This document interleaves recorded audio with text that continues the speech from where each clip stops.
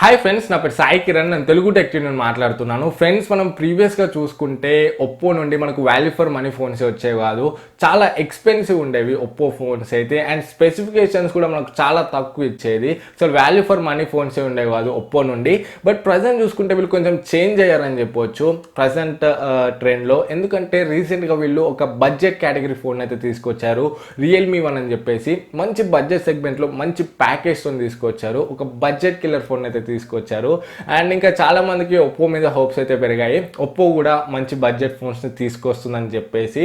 So present చూసుకుంటే Oppo A5 గురించి చాలా ప్లేసెస్ లో న్యూస్ అయితే వినబడుతుంది. ఈ రోజు వీడియోలో మనము ఈ ఒప్పో A5 గురించి, దీని స్పెసిఫికేషన్స్ అండ్ ఓవరాల్ గా దీనికి సంబంధించిన ఇన్ఫర్మేషన్ తెలుసుకుందాము. సో ఫ్రెండ్స్, వీడియోని కంప్లీట్ గా చూడండి. వీడియో నచ్చితే వీడియోని లైక్ చేయండి. అండ్ ఇంకేమాత్రం ఆలస్యం చేయకుండా లెట్స్ గెట్ స్టార్టెడ్.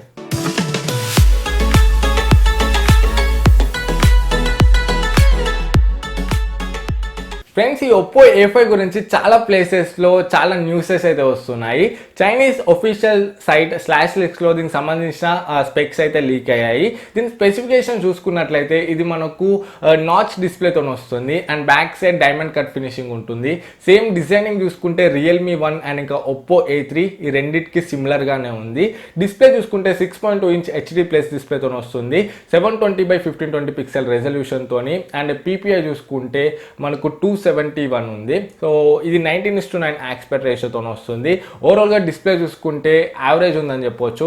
నాచ్ తప్ప మనకు మిగతా అంత పర్ఫార్మెన్స్లో యావరేజ్ ఉంటుందని చెప్పొచ్చు. ఎందుకంటే 6.2 ఇంచ్ డిస్ప్లేకి వీళ్ళు HDR ఇచ్చారు, ఫుల్ HD ఇచ్చుంటే మనకు కొంచెం బెటర్ ఉండేది. అండ్ నెక్స్ట్ హార్డ్వేర్ గురించి మాట్లాడుకున్నట్లయితే స్నాప్డ్రాగన్ 450 ప్రాసెసర్ వస్తుంది. ఇది మనకు ఆక్టోకోర్ ప్రాసెసర్, 8 కోర్స్ కూడా ఆమ్కాటెక్స్ A53 కోర్స్ ఉంటాయి, 1.8 GHz క్లాక్ అయ్యి.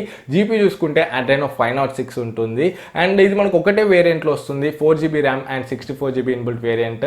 అండ్ డెడికేటెడ్ స్లాట్ కూడా ఉందని చెప్తున్నారు, 256GB వరకు ఎక్స్పాండ్ చేసుకోవచ్చు అని. సో ఓవరాల్గా హార్డ్వేర్ చేసుకుంటే మనకైతే బాగానే ఉంది.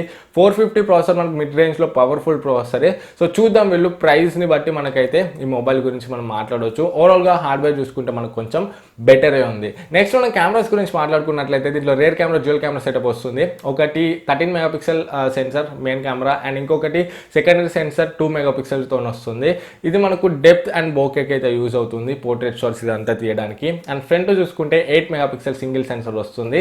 సో కెమెరా ఇంప్లిమెంటేషన్ మనకు సిమిలర్గా రియల్మీ 1 లానే ఉంది, బట్ డ్యూయల్ కెమెరా అయితే వచ్చింది. బ్యాక్ సైడ్లో 2 మెగాపిక్సెల్ సెన్సర్ ఎక్స్ట్రా అయితే వచ్చింది డెప్త్ కోసం అని.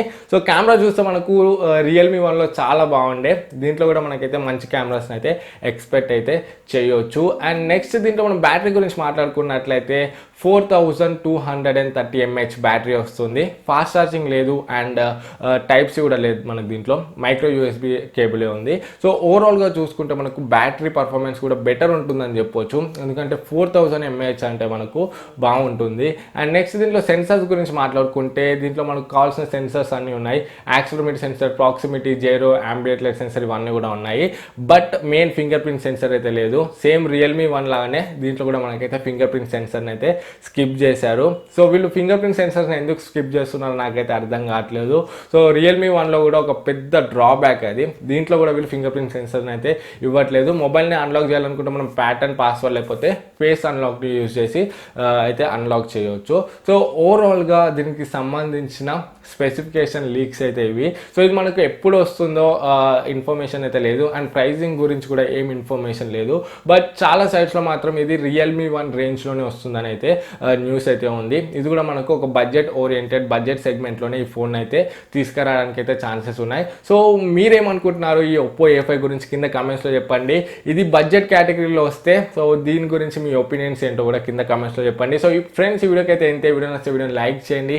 మీకు ఇంకేమైనా డౌట్స్ ఉంటే కింద కామెంట్స్లో అడగండి. ఫస్ట్ టైం మన ఛానల్కి వస్తే ఇటువంటి టెక్నాలజీకి సంబంధించిన వీడియోస్ కోసం మన ఛానల్కి సబ్స్క్రైబ్ అవ్వండి. ఫ్రెండ్స్, మళ్ళీ నెక్స్ట్ వీడియోలో ముందుకు వస్తాను. అప్పుడు this is Sai Kiran from Telugu tech TV signing out. జై హింద్.